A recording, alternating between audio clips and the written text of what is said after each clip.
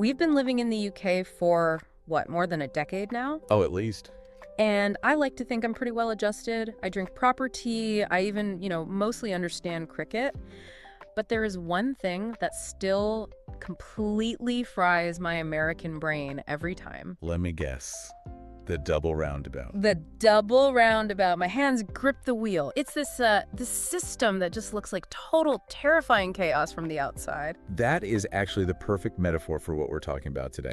Fostering, specifically. Right. From the outside, it can seem so complex, but once you learn the rules, the logic, you see there's this massive opportunity that most people just miss. That's a great way to put it, because today we're diving into something that doesn't always make it into the glossy brochures. Not just fostering one child. No. We're talking about fostering sibling groups. The package deal. The package deal, exactly. And looking at the sources we have, reports from the Children's Commissioner, guidelines, financial data, this is a genuine crisis point. It is, but it's also, like you said, a huge opportunity. The mission for this deep dive is to get past the scary headlines. We want to look at the logistics, like, do you actually need a mansion to do this? And the psychology. Why keeping these kids together literally saves them from a second trauma. And we are definitely going to look at the money. I know people can feel a bit awkward talking about cash and kids in the same sentence, but we have to. We have to, because the financial reality of fostering siblings is, honestly, it's kind of shocking. It makes it a viable full-time career, a way to replace a corporate salary while staying home. And just a little spoiler for later, it involves the phrase zero tax. But okay, let's not get ahead of ourselves. Let's start with the basics. Why are we even talking about groups? Most people, when they think of fostering, they picture one child. They do. Yeah. But that's not the reality. Children rarely come into the system in neat little individual packages.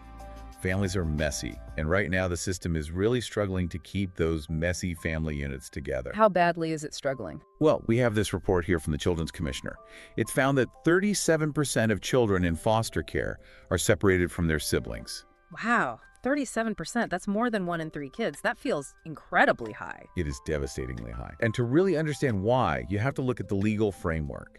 In the UK, it all comes back to the Children Act 1989. Okay. And the core principle of that act, the absolute foundation, is that the welfare of the child is paramount.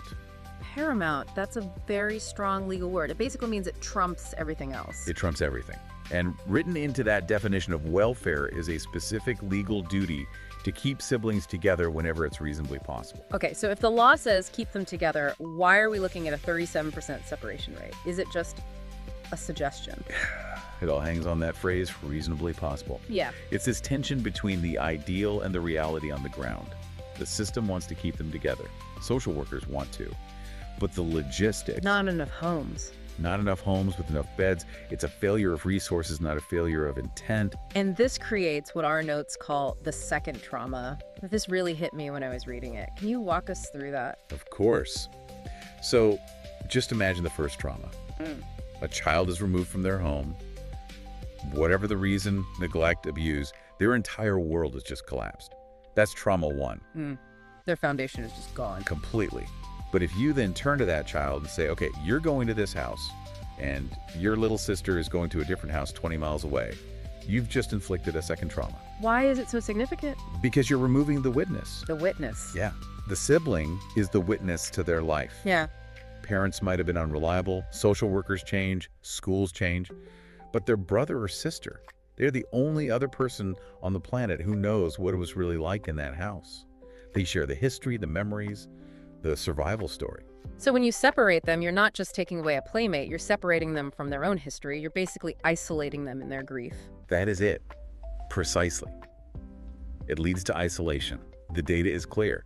Separated siblings take longer to settle. They have more behavioral challenges, and they really struggle to trust the new family because they're grieving that primary loss. And the official assessments back this up. Overwhelmingly. The together or apart assessments show that in about 90% of cases, staying together is clinically the right thing to do. But let's be realistic, there's that other 10%. There must be times when separating them is the better or the safer option. Oh, absolutely. And that's a crucial nuance. We can't romanticize it. If there's a dynamic of abuse between siblings, for example, or if one child has such complex needs that the other is being neglected as a result. Then a clinical separation might be necessary. Yes, But the point is, that 37% figure isn't because 37% of siblings are a danger to each other. No, it's because the agency called down a list and just couldn't find anyone with 2 spare beds. Which brings us right to that barrier to entry. The number one thing I hear is, I'd love to help, but I don't live in a castle. There's this idea you need a 5-bedroom house and a minivan. And that is the biggest myth we need to bust. The bedroom rules are strict, yes, but they are not impossible. So what's the actual rule? Break it down for us. The general rule, the gold standard, is that any child over the age of 3 usually needs their own bedroom. Okay, so a 12-year-old boy and a 14-year-old girl can't share. That makes total sense. Privacy. Correct. But here's the key. There's a huge sibling exception. If the siblings are the same gender and under the age of, say, 10, and this can vary by local authority, they can very often share a room. So practically speaking, if I have one decent-sized spare room and I put bunk beds in it, I could potentially take 2 brothers aged 6 and 8. In many, many cases, yes. It'll depend on the exact room size and a risk assessment, but it is very common. And you know, from the realist perspective, talking to carers on the ground, they often say you want them to share it first. Really? I'd have thought giving them their own space would be the goal. Think about that second trauma again. These kids are terrified. They've just been put in a stranger's house. The soap smells weird. The food tastes different. Everything is alien. It's a complete sensory overload. Totally. And if you put a 6-year-old in a room by himself at the end of a dark corridor, he's going to be petrified. Yeah. But if he's on the bottom bunk and he can hear his big brother breathing on the top bunk. It's an anchor. It's an anchor. It's a level of security that you, as a well-meaning stranger, just can't provide yet. Bunk beds can be a trauma tool. That really shifts the perspective. It's not about real estate. It's about psychology. And speaking of psychology, I want to talk about a term that kept coming up in our notes. The parentified child. Oh, this is fascinating. And it's something every single sibling carer needs to understand. It sounds like a contradiction. The child who is a parent? It's a survival mechanism. Yeah. In so many of these homes, the birth parents were, let's say, emotionally absent. So who steps up to fill the void? The eldest. The eldest, almost always. So a group of 3 arrives at your door, a 10-year-old, a 5-year-old, a toddler. I guarantee you that 10-year-old will act like a 40-year-old project manager. So they're the one making sure the toddler has a coat on.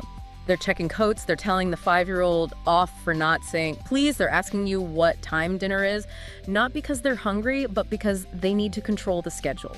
They're hyper vigilant. Because they just don't trust you to do it right. They don't trust any adult. Their life experience has taught them that adults are unreliable. So they've concluded, I'm the only one who can keep this unit safe. That is just heartbreaking. So what do you do as a carer? My first instinct would be to say, hey, stop it. Go be a kid. Go play. And that would be a disaster because you can't just strip that identity away from them. If you tell them to stop caring, what they hear is you're failing or you're not needed. So how do you deprogram that? It's a long, gentle game. You have to demonstrate competence. You don't say, stop trying to change the baby's nappy. You say, wow, thank you so much for noticing she needs changing. You are such a good big sister. Here, let me get that. You go finish your drawing. You validate the impulse, but you relieve them of the duty. You prove again and again, I've got this. And the breakthrough moment, the real joy, is when you finally see that 10-year-old let go. When they actually have a proper tantrum, like a 10-year-old. It's strange to think of a tantrum as a win, but I get it. It means they feel safe enough to finally fall apart a bit. Exactly. And this brings me to another counterintuitive thing. People assume, one child is hard work, so 3 children must be 3 times the work. The math seems to check out. But in reality, it's often the opposite. In some ways, 2 or 3 can be easier than 1. Okay, explain that. Because 3 loads of laundry definitely doesn't sound easier than 1. The laundry is tripled, I won't lie. The washing machine will never be off. But the emotional labor is shared. If you have 1 foster child, you are their everything. Their playmate, their entertainer, the focus of their entire world, 24/7. You're constantly on. All the time. But with siblings, they play together, they have their own inside jokes, they can kick a ball around the garden for an hour and leave you alone. They entertain each other.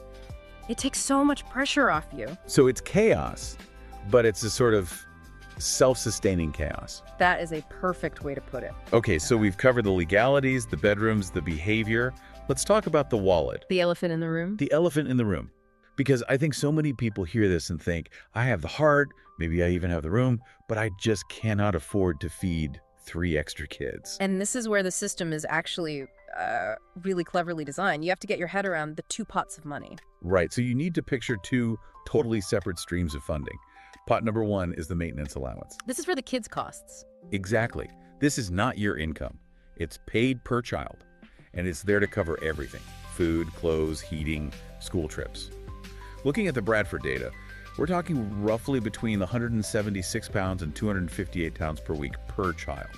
So just quick math. For 3 kids, that's maybe 600 or 700 pounds a week coming in just to cover the household bills. Yes, and there's more. There are extra allowances for holidays, for birthdays, for religious festivals like Christmas or Eid. The goal is that fostering should not cost you a penny of your own money. Okay, so the kids are covered, but that doesn't pay my mortgage. And that's where we get to pot number 2. This is the professional fee or the skills payment. This is the salary. This is the salary. This is for your time, your skill, your training. And this is where it gets interesting for siblings because it stacks. You get a fee for the first child and then an additional fee for the second and third. So when you add it all together, the maintenance and the fees. For a sibling group of 3, you are looking at a total annual payment that can easily be over 45,000 pounds, sometimes over 50,000 pounds. Which is a good salary, but the taxman would usually have a field day with that. And this is the absolute game changer.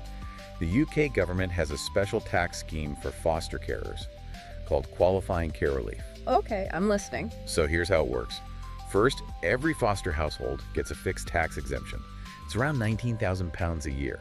That's just tax-free straight off the top. That's already way more than the standard personal allowance. It is.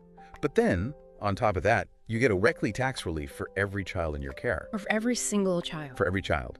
It's about 400 pounds a week per child. So if you have 3 Wait. You're telling me you get the 19,000 pounds exemption plus around 1,200 pounds a week in further exemptions? That's right. Which means for a sibling group of 3, you can receive payments totaling, upwards of 80,000 pounds before you would even begin to pay any significant income tax. So that 50,000 pounds income is almost entirely tax-free. Your taxable profit is likely 0. You keep it all. That is absolutely wild. I don't think people know that. It changes everything. It means one parent can afford to quit their job to be home.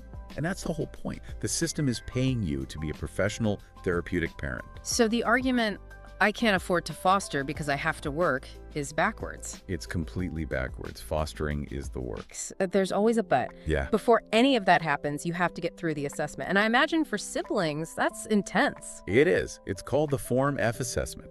And thorough is an understatement. It takes about 6 to 8 months. I remember ours. It feels like a forensic audit of your entire existence. It is. They look at your finances, your health, your past relationships. You told me they even asked about your dog, right? They did. They wanted to know the dog's temperament. And at the time, I was a bit annoyed. He's a golden retriever. He's lovely. But now, I get it. Why's that? Because if you bring a traumatized toddler into your house who pulls the dog's tail and the dog snaps, disaster. It's all about assessing your capacity for chaos. Exactly. For siblings, they're specifically looking for surge capacity. Can your home handle the noise? Does your car fit 3 car seats?